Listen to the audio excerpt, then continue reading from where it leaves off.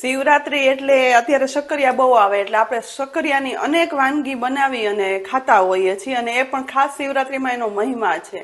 અને શક્કરિયાનો સ્લાઇસનો અને ખમણનો ચેવડો અને રાજગરાના ચેવડાની રેસીપી તમે કિચન સિરીઝ ઉપર જોઈ જ છે. જો ના જોઈ હોય ને તો એની લિંક પણ નીચે ડિસ્ક્રિપ્શન બોક્સમાં આપી છે, જોઈ લેજો.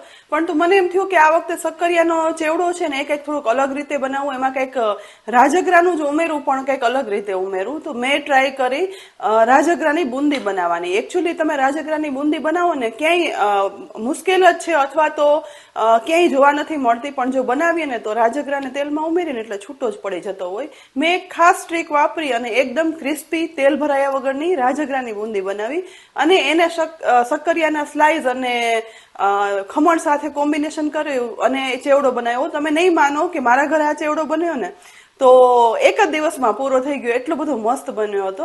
તો આ એક ખાસ ટ્રીકથી તમે નવો રાજગરાની બુંદી બનાવી અને તેની સાથે શક્કરિયાનું કોમ્બિનેશન કરી અને આ ચેવડાની રેસીપી જોઈ અને એકવાર ટ્રાય કરજો. નવો જ અનુભવ છે અને ખરેખર એકદમ ક્રિસ્પી, મજા આવી જશે. એકદમ નવો રાજગરાની બુંદી અને શક્કરિયાનો ચેવડો બનાવવા માટે અહીંયા સૌથી પહેલા લેવાના છે 500 ગ્રામ શક્કરિયા, જે મીડિયમથી થોડા થીક હોય ને તેવા લીધા છે. જેમાંથી એક સરખું લાંબુ અને થોડું થીક એક શક્કરિયું છે ને તેમાંથી સ્લાઇસ બનાવશું અને બાકીમાંથી ખમણ. હવે બધા શક્કરિયાને પાણીમાં ચોખ્ખા કરી લીધા પછી ચપ્પુ વડે તેની છાલ કાઢી લેવાની છે, જેથી આ શક્કરિયામાંથી બનતો ચેવડો છે ને તે કલરમાં એકદમ ઉજળો બને. અહીં બધા શક્કરિયાની છાલ ઉખાડી લીધા પછી મેં પાણીમાં રાખ્યા છે, જેથી તે કાળા ના પડે. સૌથી પહેલા લેવાનું છે એક સરખી સાઈઝનું અલગ કરેલું છાલ ઉખાડેલું શક્કરિયું. એક થાળી અથવા મોટી ડીશ લઈ તેમાં સૌથી પહેલા પાણી ઉમેરી દઈશું. એ પછી સ્લાઇસર લઈ તેને પાણીની ભરેલી ડીશમાં જ રાખી દઈશું અને શક્કરિયાને આ રીતે લઈ અને સ્લાઇસ પાડી લેવાની છે.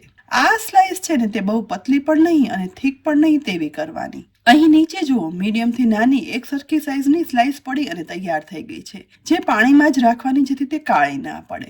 હવે બીજા એક મોટા પહોળા વાસણની અંદર વધારે પ્રમાણમાં પાણી ઉમેરી દઈશું. મીડિયમ ખમણ કરવાની અહીં મેં ખમણી લીધી છે. બાકી રહેલા શક્કરિયા છે ને તે છાલ ઉખાડેલા છે તો એક એક લેતું જઈ અને મીડિયમ ખમણ કરી લેવાનું છે. અહીં પહેલા તો આપણે શક્કરિયાની સ્લાઇસ કરી છે, બાકીનું છે ને તે મીડિયમ ખમણ કરવાનું, જેથી પરફેક્ટ ચેવડો બની અને તૈયાર થશે. જો બહુ જાડું ખમણ કરશું ને તો તળતા વાર લાગશે અને ક્રિસ્પી નહીં થાય, અને ઝીણું ખમણ કરશું ને તો તેમાં તેલ ભરાઈ જશે. અહીં બધા શક્કરિયાનું આવું મીડિયમ ખમણ થઈ ગયું તો થોડું પાણી ઓછું લાગ્યું તો વધારે ઉમેરી શક્કરિયાનું ખમણ ડૂબાડૂબ રાખી દઈશ, જેથી તે કાળું ના પડે. હવે રાજગરાની બુંદી બનાવવા માટે અહીં એક ઊંડું બાઉલ લઈ તેની અંદર 1 કપ રાજગરાનો લોટ ઉમેરી દઈશું. આ લોટ સાથે ઉમેરવાનો છે 1/4 કપ આરા લોટ, જેને આપણે તપકીર પણ કહીએ છીએ, જે બટેટાનું સ્ટાર્ચમાંથી બને છે. આરા લોટ ઉમેર્યા પછી સાથે ઉમેરવાનું છે 1/4 ટીસ્પૂન મીઠું અને હવે પહેલા અડધો કપ પાણી લઈ ધીમે ધીમે કરી ઉમેરતો જવાનો, કારણ કે આ લોટ પરફેક્ટ બંધાઈને તો જ રાજગરાની બુંદી બનશે અને તે પણ તેલ ભરાયા વગરની. માટે પરફેક્ટ બુંદી બનાવવા માટે બેટર કેવું બનાવવું ને તે ખાસ અગત્યનું છે. વિસ્કરથી મિક્સ કર્યા પછી અહીં બીજો અડધો કપ પાણી લઈ તે પણ જોઈએ ને એ પ્રમાણે ઉમેરતું જવાનું અને વિસ્ક કરવાનું, જેથી આ લોટમાં લમ્સ પણ ના રહે. અને આ રાજગરાની બુંદી બનાવવા માટેનું બેટર છે ને તે આપણે નોર્મલ બેસનની બુંદી બનાવીએ ને તેટલું પતલું નથી કરવાનું હોતું. ઉમેરેલું પાણી મિક્સ થઈ મીડિયમ કન્સિસ્ટન્સીનું બેટર બન્યા પછી હવે પાણી છે ને તે ચમચી વડે ઉમેરશું, કારણ કે હવે માત્ર થોડું એવું જ પાણી જોઈશે. અહીં મેં 1 ટેબલ સ્પૂન પાણી ઉમેર્યું છે, જેથી આ બેટરની મીડિયમ કન્સિસ્ટન્સી બની ગઈ છે.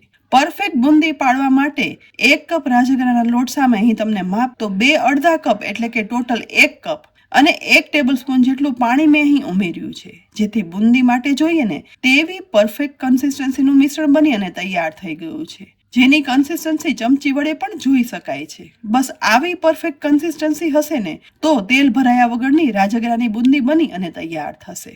હવે ચેવડો બનાવવાની શરૂઆત સૌથી પહેલા પાણીમાં રાખેલ શક્કરિયાનું ખમણ છે ને તે પાણીમાં જ એકદમ ઘસી અને સાફ કરી અને નિતારી લઈશું, જેથી તેનો સ્ટાર્ચ છે ને તે ઓછો થઈ જાય. બીજી સાઈડ ગેસની મીડિયમ ટુ હાઈ ફ્લેમ પર ગરમ થયેલા તેલની અંદર થોડું એવું આ ખમણ ઉમેરી દઈશું. જ્યારે શક્કરિયાનું ખમણ ઉમેરીએ ને ત્યારે ગેસની ફ્લેમ છે ને તે મીડિયમ ટુ હાઈ જ રાખવાની અને ધીમે ધીમે તળાતા આ ખમણમાં પહેલા એકદમ ઉપર બબલ્સ આવશે. બસ બધા બબલ્સ લગભગ 1 મિનિટમાં બેસી જશે ને એ પછી ધીમે કિનારીએથી આ રીતે શક્કરિયાનું ખમણ છે ને તે અલગ કરી અને તેની સાઈડ ચેન્જ કરી લેવાની અને આ રીતે ઝારા વડે ખમણને અલગ અલગ કરતા શક્કરિયાનું ખમણ છે ને તે ગેસની મીડિયમ ફ્લેમ રાખી અને તળવાનું છે.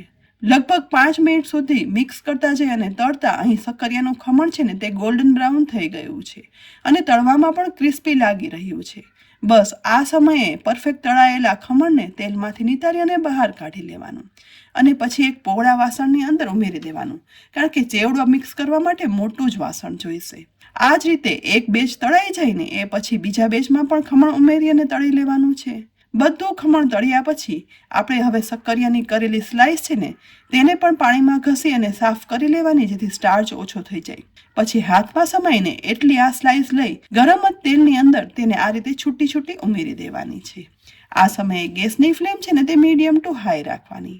કડાઈમાં સમાઈને એટલી આ સ્લાઇસ ઉમેરી દીધા પછી તેમાં પણ ઉભરો ઓછો થઈ જાય ને એ પછી તેની સાઈડ ચેન્જ કરવાની અને સતત મિક્સ કરતા જઈ તળાતા લગભગ 6 મિનિટ જેવો સમય થશે ને એટલે તળવામાં આ સ્લાઇસ એકદમ ક્રિસ્પી અને વજનમાં હળવી લાગવા લાગશે.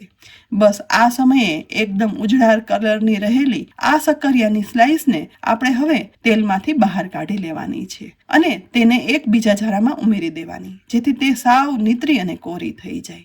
અને ક્રિસ્પી આ ચિપ્સ બનેલા શક્કરિયાના ખમણમાં હવે ઉમેરી દઈશું, જેથી આ શક્કરિયાની અંદર શક્કરિયાની સ્લાઇસ અને શક્કરિયાના ખમણથી એક અલગ અલગ ટેક્સચર અને ટેસ્ટ આવે. અને શક્કરિયાના ચેવડાની રેસીપી મેં તમારી સાથે શેર કરી છે, જેમાં તમે આ રીત તો જોઈ જ હતી.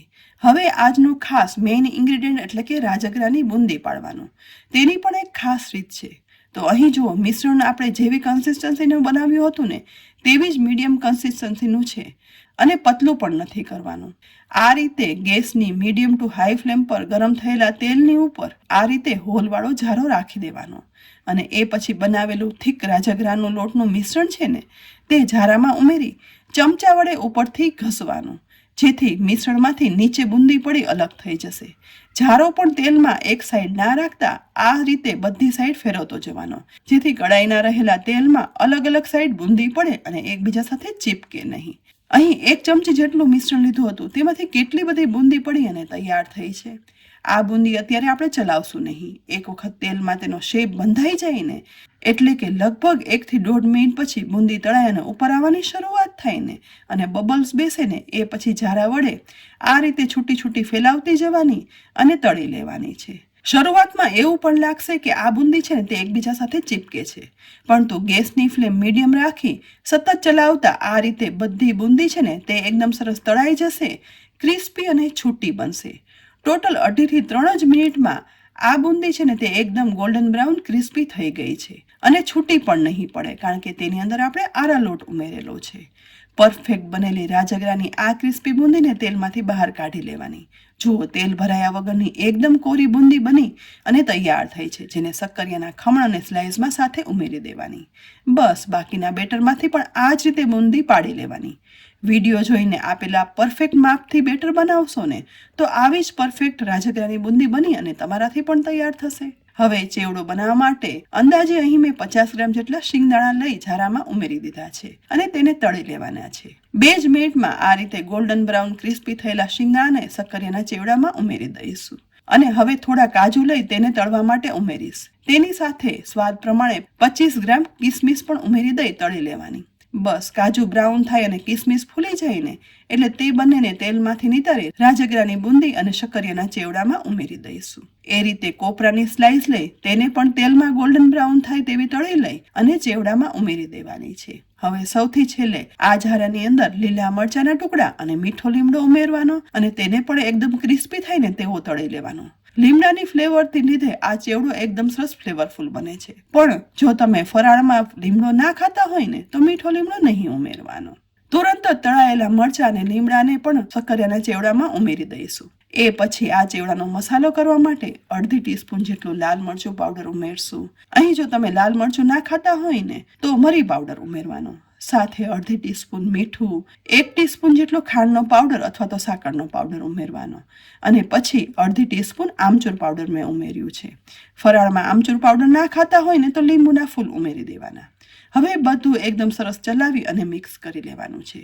ક્રિસ્પી બનતો આ ચેવડો તમે શિવરાત્રીમાં કે ફરાળમાં બનાવો ને તો એકદમ નવો લાગશે. રાજગરાની બુંદી સાથે શક્કરિયાની સ્લાઇસ અને શક્કરિયાનું ખમણથી બનતો આ ચેવડો ડિફરન્ટ, ક્રિસ્પી અને દેખતા જ ખાવાનું મન થઈ જાય ને તેવો નોર્મલ ફરાળી ચેવડાથી બિલકુલ અલગ શક્કરિયા રાજગરાના ગુણોથી ભરપૂર આ ચેવડો જો તમે નહીં જ બનાવ્યો હોય, જો બનાવ્યો હોય ને તો પણ કોમેન્ટ કરજો, અને ના બનાવ્યો હોય તો બનાવીને કોમેન્ટ કરજો. અને પછી જો આ રેસીપી સારી લાગે ને તો તમારા સગા સંબંધી બધામાં શેર કરજો, કારણ કે નવી રીતનો આ ચેવડો ફરાળમાં ખાવાની તો ગમે ત્યારે મજા આવી જાય. અને ફ્રેન્ડ્સ, આ રેસીપી તમને ઉપયોગી લાગી હોય ને તો આ વિડીયોને લાઈક કરી અને શેર કરી લેજો. સાથે જ અમારી યુટ્યુબ ચેનલને સબસ્ક્રાઇબ કરી અમારા ફેસબુક પેજને લાઈક કરી અને ફોલો કરી લેજો, જેથી આવી અનેક ઉપયોગી નવી રેસીપીના અપડેટ્સ તમને તુરંત જ મળે.